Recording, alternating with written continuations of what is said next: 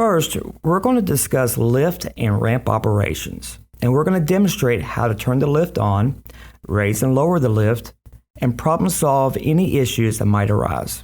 When operating a vehicle lift, safety should always be your first priority. You want to first make sure you have enough space for a passenger to enter and exit the vehicle. Now, if it's going to be a tight fit, don't try to force anything. Instead, just reposition your vehicle or move to a better spot. And when the lift is not in use, make sure you store it in the upright position. When the lift is stored in the upright position, it will first unfold from inside the vehicle where it will extend above and parallel to the ground. Now, when the lift is in this position, it engages a safety device that allows the inner barrier to descend. Now, this inner barrier allows a wheelchair to actually roll over the gap in the van onto the ramp. If this inner barrier doesn't engage, the ramp shouldn't be used, but more than likely, it's a quick problem that you can fix. All you need to do is tap it down with your foot because it's probably just stuck. And again, if the outer barrier has not lowered into place just like the inner barrier, check to make sure that the lift is all the way down. If the lift is sitting on the ground and the outer barrier has not engaged, go ahead and tap it with your foot just in case. It will probably work then. When the wheelchair is on the lift, be sure to think about safety. All electric wheelchairs must have the power turned off unless the wheelchair is entering or exiting the lift. Now, manual wheelchairs will also need to have both wheels locked so they won't be moving back and forth. So we're going to now demonstrate how to extend a wheelchair ramp. When using a wheelchair ramp, the passengers will enter the vehicle by moving up a ramp that extends from the rear of the vehicle. What this means is that when you're parking, you need to find a spot that will give your vehicle plenty of room for that ramp to extend outward. Also, remember to set the emergency brake before using the lift and the ramp. On vehicles that utilize a lift, the lift will not work if the emergency brake isn't on. Some of our vehicles have suspensions that can raise and lower the vehicle when using the ramp. To engage and disengage the suspension, a switch is used. The switch will be in a different location depending on the vehicle. When helping a passenger exit the vehicle by use of the ramp, be sure that you back down the ramp with the wheelchair in front of you so you can maintain maximum control of the wheelchair at all times. When you're finished using the ramp, you will fold it into the back of the vehicle. At this time, go ahead and disengage the switch to raise the vehicle back up to normal position. And next, we will discuss wheelchair securement. Here we have somebody sitting in the wheelchair while in the vehicle.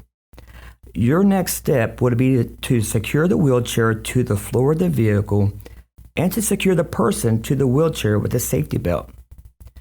Keep in mind that some wheelchairs have a safety belt already in place, but that is not to secure the person to the vehicle. That just secures them to the chair. So make sure that they have a lap and shoulder belt in place when in the vehicle. When securing a wheelchair to the floor of the vehicle, attach a Q-string to the anchor point. To do this, place a Q-string base into the track and slide it back and forth until there's a click. Check to ensure that the Q-string is firmly in place by just looking for the red locking indicator. Each wheelchair will use 4 Q-strings. 2 will go into the front and 2 are for the back. When securing the Q-string to the wheelchair, you should always ensure that the straps stay at an elevated angle between 40 and 60 degrees. You want to make sure that for the front of the wheelchair, you place the Q-strings wider apart than the width of the chair. For the rear of the wheelchair, place them where they're more narrow. They should be in between the rear wheels of the wheelchair. Also, never place the straps through the wheels or attach them to a part of the wheelchair that is removable, such as an armrest, footrest, or the wheels. In fact, you want to place this securement on a weld point. Sometimes the Q-strings aren't long enough to attach to the wheelchair. And if that happens, you can extend the reach of the Q-string by wrapping a nylon strap around the frame of the chair and just hooking the Q-string to that. Once the wheelchair and securements are in place, go ahead and retract the Q-strings just a little bit to apply tension to the straps. Your goal for this is to make sure that the wheelchair has zero movement while inside the van. So you're just going to tighten this up. This is also a good opportunity to check everything you've done so far and just make sure it's correct. We will now discuss the proper procedure to offload passengers. Now, this is extremely important to make sure that your passengers are safe while exiting the vehicle.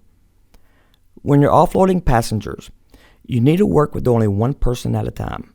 And if there are more than 2 passengers in the vehicle that are exiting, and each are using wheelchairs, you will likely be tempted to unsecure all of them at once. But please don't do this. Remember, we're working with people here. We're not on an assembly line. Every interaction with your passengers should be a positive and personal experience. And when you unsecure only one wheelchair at a time, it provides you with a moment to look around and do a safety check. Look and see if the lift is up or down. And if it's down, you now have an opportunity to raise it back up. Only unsecure the wheelchair for each passenger when they're actively exiting the vehicle. Don't unsecure all of them at once. Once a wheelchair is unsecured and the seatbelt is unbuckled, help the passenger exit. And then enter the vehicle again. Look around to make sure everything is safe and the lift is in the right position, and unsecure the next wheelchair. Doing this the same way each time gives the passengers the attention they deserve and a safe personal experience that you can take pride in. Once all the passengers have exited the vehicle, look to make sure that nothing has been left behind, and then fold the ramp or the lift back into the vehicle itself, stow the safety cones, and remove the QRT restraints that are not in use and store them in the bags on the side of the vehicle. Now, this is your opportunity to do one final check to make sure all equipment is stored, there's no debris on the floor, and all the equipment remains in good condition.